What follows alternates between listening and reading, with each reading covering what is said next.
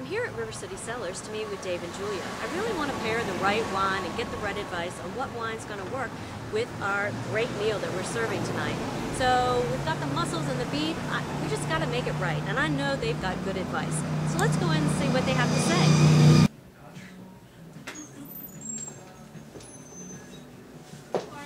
Hi. Hey. I'm Susan. I'm David. I'm looking for a dinner party, wine for a dinner party. 8 people. We're serving, I want to do like a cheese tray first for like cocktails. So I want a wine for that, a wine for the mussel course, the seafood course, a wine for the beef course, and then a dessert wine. So that's 4 wines. I'm sort of on a little bit of a budget, so something maybe $30 and below. That's a great price range. There's definitely a number of wines we can definitely accommodate in that range. Maybe something a little bit different that people haven't had before. Yeah. Show them something new. We're all wine cool. drinkers, so we like. All right. Yeah. We're venturesome. We can go anywhere. Awesome. You take us wherever great. you want us to go. That's excellent. Well, where do you want to start? Start at the beginning. Okay. Little cheese, and why not? Best way to break the ice. Have a little sparkling wine. Okay. All right. Little Cremant de Loire. Sparkling Cremant de Loire, Okay. Chenin Blanc grape, awesome, tiny little producer, Bergerie, really nice little wine. First course. Now, Cheese. what do I put that in? What type of glass? Well, you Do I could need use champagne glass? you can, yeah. You can Or use a not regular necessary? wine glass. Not necessary. Not Yeah. Okay. But to your own discretion. If you want to show a little more initiative with the wine flutes. Okay. It would certainly. It's a champagne style wine. Secondary fermentation, a lot of yeasty flavor in there, so it's full. It can pair well with a whole range of cheeses. Great. So And I want you to help me with the cheeses too. Okay, so not we'll a do problem. that after we do the wine. I might have to say Julia's a better Okay. cheese expert than I am All right, by well. far. Well, let's go on to the next. Got mussels. What do you think about that? I love mussels. One wine that we are featuring this week is a Muscadet. Pairs great with mussels, be it cooking with mussels or just drinking while eating the mussels. Produced in Loire Valley again, like the sparkler. This being the most western point near the coast, so the wine's designed, for shellfish. It's a rather obscure varietal called Melon de Bourgogne. Excellent. Nice acidity. Would you like a taste of it? Sure. I think Julia has. Sure. One of the nice things about the wine of the week is we have some open for tasting, and it's never too early. Yes. Oh Yeah. no.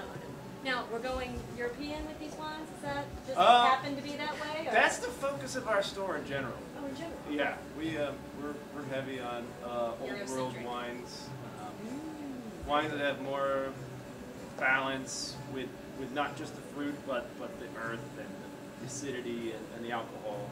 So this is Lopez de Heredia is the name of the family. Cubillo is this particular bottling. Again, 7th generation winemakers, all Tempranillo and aged. And this is a 2002 is their current release. So they've held this back. It's got some beautiful bottle age on it. It's ready to drink right now. Great. So now what do I serve this wine? Now this is the glass I brought from home for my red. Is Yes. that going to be okay? That'll be great with a red. With a bigger bodied, a fuller bodied red or a bigger wine, you want a little more room in the bowl. You're not going to fill it all the way to the top. You're only going to fill it at 4 ounces so you can have room to swirl it, room to aerate it. But it's also big enough to allow all those aromas to come out naturally. Where a white wine glass, which is smaller, or a flute, which is smaller still, the flute's designed to let the bubbles come up the side. You want as much of that side surface area and as little top surface area. That's the whole point of a wine flute. With a white wine, you want to be able to concentrate the aromas a little more. The bowls are smaller, the pores are smaller. It's usually the beginning. I think I've got that. Yeah. More flute for the first wine. Simple wine glass, what people would think as a regular wine White glass. wine glass. This for the red. Exactly. And then when we go to talk about the dessert, maybe we'll talk about Depending what on which dessert we pick, yeah, you're again at the end of the meal, smaller pours, smaller glasses in general. I have small, they look like champagne fruits, but they're about that small. Would that be perfect? That'd be Okay, perfect. good. All right. So you've got dessert? Yes, I've got dessert. Chocolate ganache cake from Jean-Jacques. Excellent. The trick with pairing wine with dessert, and it seems counterintuitive, but when you really think about it, it makes sense. You want the wine to be a little bit sweeter than whatever you're serving because the sugar will make the wine seem sour. So whatever you do, that's why when you start talking about these really heavy desserts, it's really hard to find something that doesn't Compliments it well. exactly. Okay. So, What do and you with think chocolate, actually, it's actually easier to pair than you would think. A couple of different things would work depending on where you want to go. But my first thought would be, we've got from northern Italy, Canina di Romagna. It's rich, but not as heavy as port. It's not as high in alcohol in port, because frankly, at the end of a meal, I have a lot of drinking. This is going to be red. Yes. Oh, It's a red. interesting. It's made from Rufosco grapes, fermented and allowed to stay sweet. They don't ferment it dry. But with the chocolate, there's a nice sort of raspberry note that comes out. So the two together usually do really well, and it's just a little bit sweeter. So Great. And which bottle was that? you can't miss it. It's got the marble statue of the two lovers. So Okay. it's good for romantic desserts as well. But the like I said, Northern Italian, and you just need a little pour. At the end of the night, small glassware. They sometimes use Sort of fluted. sort of fluted is fine, or little port glasses, even little liqueur glasses are fine. Okay. So Great. any All of right. those would work. And this is $14.99. Bargain. Yeah, and you don't need to buy as much either for dessert wine. People, You don't think? I Just a say bottle. a third of people don't actually even drink dessert wine. By the end of the meal, they want coffee, and then small pours. So this one bottle would be plenty for your 8 people. We are doing for the whole dinner, it's going to be sort of wine tasting, so everybody's going to have to taste. I've got these little cards and comments, and that's sort of their little place. Well, you cards could that get are- at least. You think two, or you think just one? You got anybody with a sweet tooth? I think just one would be fine. Okay, great. So, Well, let's move on to cheese. great. Cheese. Cheese.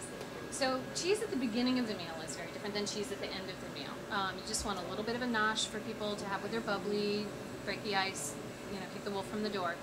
And the general rule of thumb, if you've got a lot of other food to go afterward, is just an ounce or two per person total. Okay. Same thing with dessert.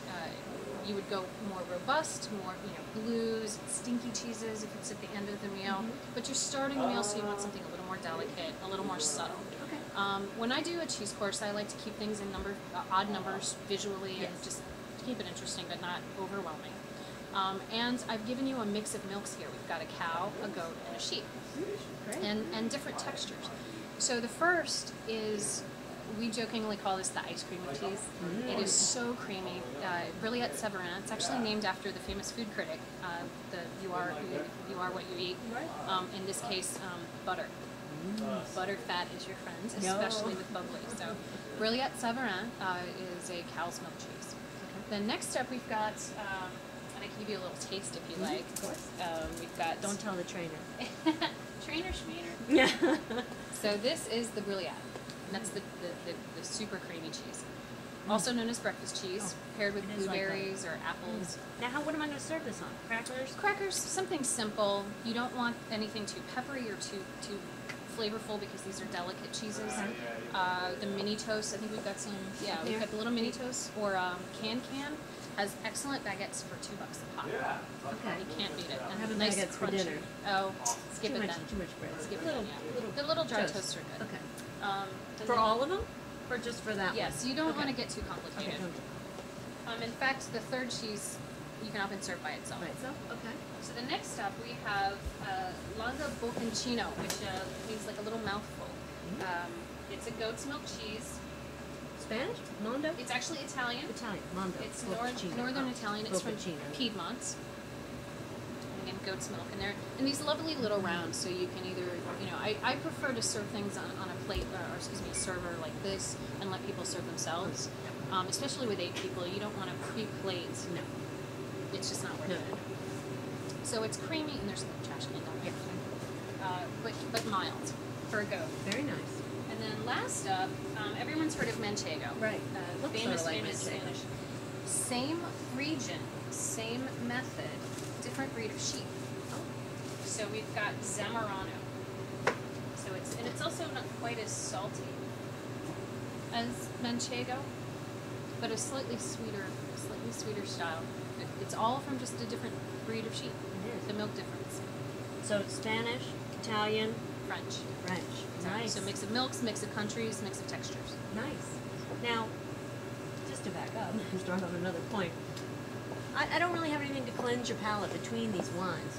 Is that going to be a problem? Not at all. Especially Is the food okay? the food is doing the job. And the sparkling wine, If you really want a palate cleanser, that's the best one. But because you're starting delicate to heavy, from the bubbly to the red, you're following a natural progression, so you don't really need to cleanse it. To cleanse your palate or to even rinse your glasses. Okay, great. Well, thank you. Sure, thank you. Enjoyed it. Enjoy. Bon appetit. Thank you.